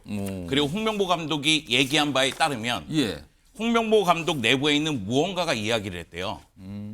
그리고 나서 홍명보 감독 자신을 버리고 대한민국 축구를 선택했다고 이야기를 하는데 결국 홍명보 감독이 대표팀 감독을 선택한 것은 자신 안에 있는 무언가가 얘기했기 때문에 홍명보 감독이 선택한 거예요. 그러면 홍명보 감독의 욕심이 어느 정도 반영이 됐다고 봐야죠. 자신에 있는 무언가. 네. 그래서 제가 생각할 땐 홍명보 감독이 울산 현대 감독으로서 마지막 경기를 치렀을 때 경기 후에 인터뷰했을 때도 좀 더 솔직하게 이야기하는 게 좋지 않겠느냐 그런 생각이 들고 지금 출장을 갔는데 취임 기자회견을 거의 하지 않고 바로 이제 출장으로 가면서 공항에서 간략하게 기자회견을 했거든요. 사실상 이게 기자회견이 돼버렸단 말이에요. 그런데 취임 기자회견을 했어야죠. 왜냐하면 지금 의구심도 많고 불만도 많고 비판도 많은데 취임 기자회견을 하지 않고 그냥 간략 기자회견만 하고 스페인과 포르투갈로 출장을 간다? 이러면 축구 팬들의 시선으로서는 야 이거는 좋지 못한데 이런 생각이 들 수밖에 없죠. 뭔가 절차가 오늘 모습도 통상적이지 않다. 약간 이런 분위기인 거네요. 그럼요. 지금 모습은. 물론 뭐 감독 선임하는 과정에 있어서 체계라든가 시스템 이야기도 해야 되겠지만 홍명보 감독이 부임한 다음에도 지금 문제가 계속 발생하고 있다는 거죠. 아니 사실은요. 많은 분들 기억하시죠. 우리나라 축구 국가대표팀 월드컵 데뷔한 팀 클린스만 감독 때문에 많은 분들 분통을 터뜨리셨거든요. 실망도 어마어마하게 많이 했고요. 그 사태를 겪었어요. 그래서 뭔가 수습을 할 수 있는 대책이 나오고 인물이 나오기를 모든 축구 팬들이나 축구계가 인사들이 기다렸죠. 근데 갑자기 홍명보 감독이 선임이 되면서 많은 분들이 놀라면서 이게 뭡니까? 라는 문제 제기를 계속하고 있는 겁니다. 이런 상황에서 오늘 홍명보 감독이 출장을 떠났는데 그 출장의 목적은요. 외국인 코치를 뽑기 위해서였답니다. 그 얘기 좀 들어보죠. 유럽 출장의 목적은 2년 반 동안 대한민국 축구팀을 이끌어갈 외국인 코칭 선임이 가장 핵심적인 거고요.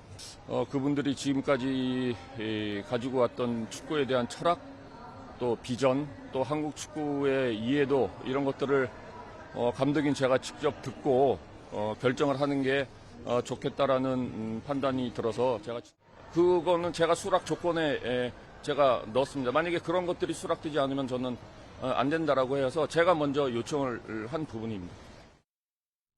그러니까 결국에는 감독은 우리나라 사람, 한국인, 코치는 외국 코치.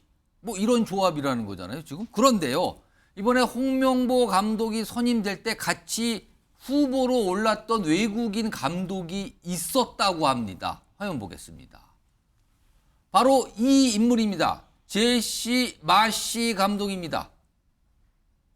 지금 캐나다 축구 사령탑에 있다고 그러죠. 여기 보시면 사령탑 후보로 거론이 됐어요. 근데 뭐 약간 연봉 등의 이견이 이게 뭐 좁혀지지 않아서 약간 불발됐다는데 지난 5월 캐나다 축구 대표팀 감독 선임됐고요. 최근에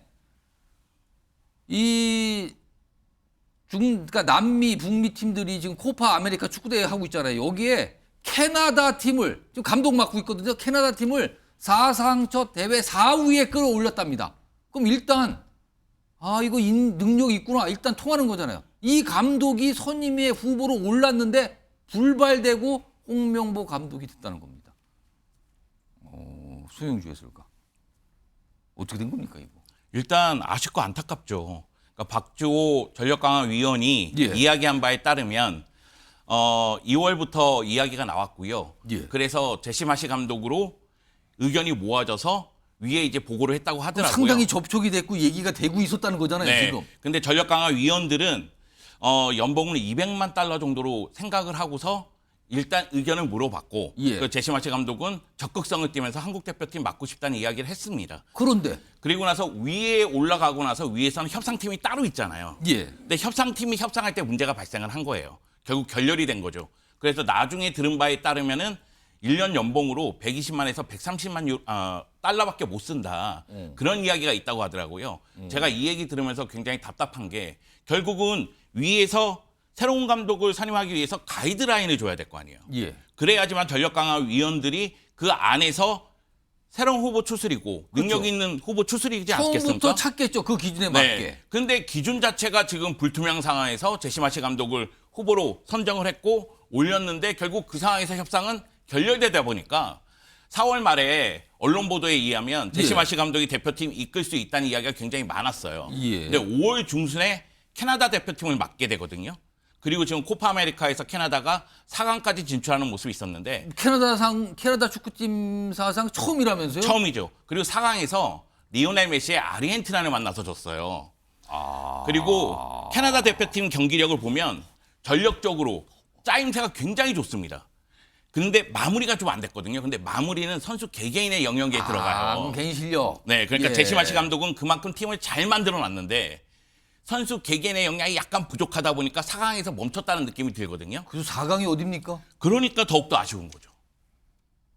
아니, 근데 이 제시 마시 감독은 한국 대표팀을 맡을 의사가 적극적으로 있었다는 거잖아요. 네. 근데 이제 제시 마시 감독이 생각하는 연봉과 한국 체류 기간이라든가 이런 부분에서 협상할 때 결렬이 났던 것으로 보입니다. 그러니까 전력강화위원회에서 생각했던 연봉보다는 낮게 제시한 것이 아닌가 그런 생각이 들 수밖에 없습니다. 그럼 뭐예요? 축구협회가 자금이 넉넉하지 않아서 불발된 겁니까? 결국엔 그러면은? 그런 측면도 없지 않아 있을 것 같아요. 아니, 제 생각에는. 클린스만 감독한테 위약금을 많이 주니까요. 그 후폭풍입니까 지금? 그것도 어느 정도 있다고 생각을 합니다. 이거 상황이 그렇군요. 근데요, 지금 그런 상황에서 홍명보 감독은 외국인 코치를 또 선임하러 간다고 하는 거예요? 이것도 아이러니한 게 제가 홍명보 감독이 선임된 다음에도 문제라고 말씀드린 거는 홍명보 감독 임명 브리핑할 때 이임생 이사는 대한축구협회에서 홍명보 감독에게 외국인 코치 2명을 제안을 했다고 얘기했고 오늘 홍명보 감독은 자신이 축구협회에 제안했다고 얘기했어요. 자기가 그렇지 않았으면 안 맡을 거라고까지 얘기했단 말이에요. 그러니까 결국 무슨 얘기냐면 교통정리가 지금 안 되고 있다는 상황이고요. 그리고 사실 대표팀에서 감독은 한국인 감독인데 외국인 코치를 둔 적은 적지 않습니다. 2014 브라질 월드컵도 그렇고 2018 러시아 월드컵 때도 그런 모습이 있었어요. 그런데 외국인 코치를 찾으러 가는 그 과정 자체가 저는 취임 기자회견 하고 나서 그리고 나서 가도 되는 것 아닌가? 그런 생각이 드는데 너무 빠르게 굳이 서둘러서 지금 간 거 아니에요? 그렇습니다. 지금 이게 굉장히 논란이잖아요. 지금 홍명보 감독 글쎄요 여러 가지 뭐 지적도 받고 비판의 대상도 되고 있는 상황이지만 감독으로서 엄청난 부담일 거는 분명히 보이는데 이거 성과로 말을 해야 되는 겁니까? 어느 정도 성과로 해야지 이게 좀 잠잠해질까요? 일단 제가 생각하기에는 문제의 초점이 홍명보 감독에게 지금 많이 가 있는데 대한축구협회로 가야 됩니다. 왜냐하면 시스템 문제를 확실하게 해결해야 돼요. 시스템이 갖춰져 있지 않으면 이런 일이 반복이 되는 겁니다. 크리스만 때도 시스템이 없다 보니까 크리스만 감독이 부임하는 과정 우리가 제대로 모르거든요. 그리고 성적을 제대로 못 냈고요. 그리고 홍명보 감독이 부임할 때에도 결국 뭐 프리젠테이션이라든가 면접 없이 이임생 기술이사가 찾아가서 이야기해서 감독을 맡게 됐다. 원래 이 얘기가 나왔잖아요. 감독 후보들은 뭔가 자기가 제시를 해야 되잖아요. 그럼요. 자기가 어떤 식으로 대표팀을 이끌고. 근데 그게 이번에 홍명보 감독의 경우는 없었다고요? 없었다는 거죠. 그러니까 공정과 형평성에 문제가 있다는 이야기가 나올 수밖에 없는 겁니다. 이게 그래서 절차상에 이거 뭡니까라는 지적이 그래서 나오나 봅니다. 네. 지금. 그래서 박지성 선수가 체계가 없다는 이야기를 한 거예요. 체계가 없고 시스템이 없으면 이건 당연히 한국 축구의 위기로 연결이 되거든요. 아니 축구협회가 지금 이 클린스만 감독 제가 그냥 뭐 파문이라고 표현하겠습니다. 그걸 겪고도 체계가 안 되는 겁니까 도대체? 정신 변호사. 네네. 근데 지금 정치권에서도요 이 얘기를 하고 있는데 홍명보 감독 선임 재검토가 필요하다는 게 정치권에서 의원들로부터 나오고 있는데 이러다가 이거 뭐 홍명보 감독이나 축구협회 관계자가 국감장에 서는 거 아닙니까 이러다가? 그럴 수도 있죠. 국정감사도 할 수 있고 국정조사도 할 수 있는 게 대한축구협회 예산이 1년에 2천억 가까이 돼요. 뭐 1,900억 가까이 된다. 그런데 그 예산 중에 일정 부분은 정부 예산이 들어가는 것도 정부로부터 보조금도 들어갈 수 있지 않겠습니까? 그러니까 국감 대상이 될 수 있는 거네요. 그러니까 국감 대상이 될 수 있고 그다음에 제가 대한축구협회 정관을 찾아봤어요. 국가대표 감독을 어떻게 선임하느냐. 일단 그 정관 52조에 국가대표 전력강화위원회가 있거든요. 그러니까 지도자의 선임 해임 재계약에 관한 업무는 국가대표 전력강화위원회에서 하는 거고 그런데 여기 전력강화위원회에서 그냥 그 선임하는 게 아니고 분과위 소관 업무를 승인하도록 되어 있는 데가 이사회거든요. 그러니까 전력강화위원회는 분과위원회고요. 거기서 일정한 그 결정을 했다고 해도 이사회가 승인을 해야 되는데 그런데 지금 전력강화위원회 위원장이 있습니까? 없단 말이죠. 그러니까 여러 가지 절차적으로도 문제가 굉장히 많다. 그 와중에 그 마시 감독이나 이런 분들하고는 오히려 더 합당한 그러한 그 감독으로 보여지는데도 그냥 아예 홍명보 감독을 꼭 집어가지고 이 사람 무조건 국가대표 감독 만들겠다라고 하면서 절차를 거기에 끼워 맞춘 거 아니냐 이런 느낌이 들기 때문에 일정한 조사가 있을 수도 있겠다는 생각이 듭니다. 자, 요거 저 손영주 축구 해설까지 시간이 보니까 한 1분 조금 정도 남았는데요. 지금 이 시점에서 홍명보 감독과 축구협회는 무슨 설명을 해야 된다고 보십니까? 일단 팬들이 의구심을 갖고 있는 부분, 그 부분에 대해서 설명을 해줘야 돼요. 홍명보 감독은 유럽으로 떠나갔고 정몽규 회장은 카메라 앞에 나타나지 않고 있거든요. 그러면 팬들 입장에서는 어떻게 해서 홍명보 감독이 선택이 됐느냐? 임세인 기술이사가 얘기한 부분은 다 의문점이거든요. 그러니까 확실하게 해소를 안 시켜줬단 말이에요. 그러다 보니까 오히려 의구심과 불만과 분노가 더욱더 쌓이고 있는 상태입니다. 그래서 정몽규 축구협회 회장과 그리고 홍명보 감독이 기자회견을 해서 확실하게 지금 나오는 의구심에 대해서 설명을 해줄 필요성이 있습니다. 그리고 나서 다시 원점으로 돌아가서 대한축구협회 시스템을 만들고자 노력을 해야 되겠죠. 그 가운데 회장이 바뀌든 임원이 바뀌든 쇄신이 필요합니다. 그럼 지금 홍명보 감독은 어떻게 되는 겁니까? 어떻게 보십니까? 지금 홍명보 감독 입장에서는 이미 출사표를 던졌잖아요. 근데 기자회견할 때 모습을 봤을 때는 너무 자기 감정을 얘기하는 게 있어요. 그런데 자기 감정을 좀 솔직하게 이야기하고 그리고 나서 선택을 받는 것이 좋지 않겠느냐 그런 생각도 있습니다. 지금 홍명보 감독에 대한 팬들의 불만이 너무 크거든요. 알겠습니다. 오늘 뭐 축구 관련된 얘기까지 좀 전해드렸습니다.